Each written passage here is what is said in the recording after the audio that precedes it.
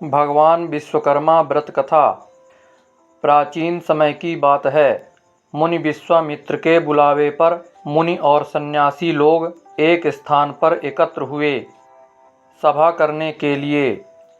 सभा में मुनि विश्वामित्र ने सभी को संबोधित किया।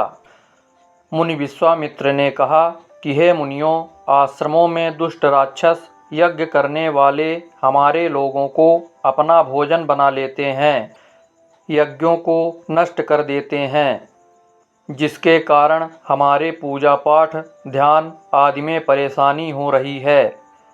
इसलिए अब हमें तत्काल उनके कृत्यों से बचने का कोई उपाय अवश्य करना चाहिए।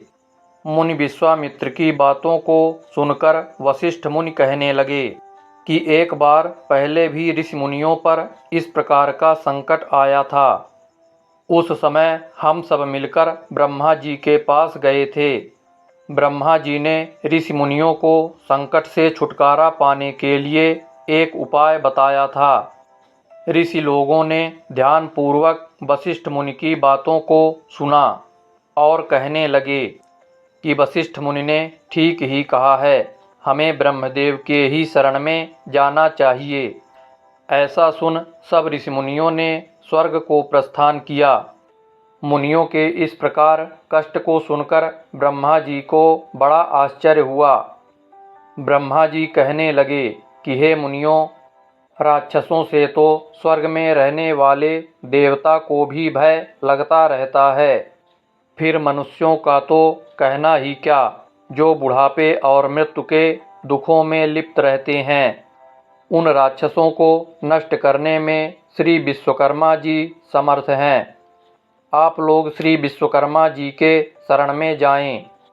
इस समय पृथ्वी पर अग्नि देवता के पुत्र मुनि अंगिरा यज्ञों में श्रेष्ठ पुरोहित हैं, और जो श्री विश्वकर्मा जी के भक्त हैं वही आपके दुखों को दूर कर सकते हैं। इसलिए हे मुनियों, आप उन्हीं के पास जाएं। सूत जी बोले, ब्रह्मा जी के कथन के अनुसार मुनि लोग अंगिरा ऋषि के पास गए। मुनियों की बातों को सुनकर अंगिरा ऋषि ने कहा, हे मुनियों, आप लोग क्यों व्यर्थ में इधर उधर मारे मारे फिरते रहे हैं।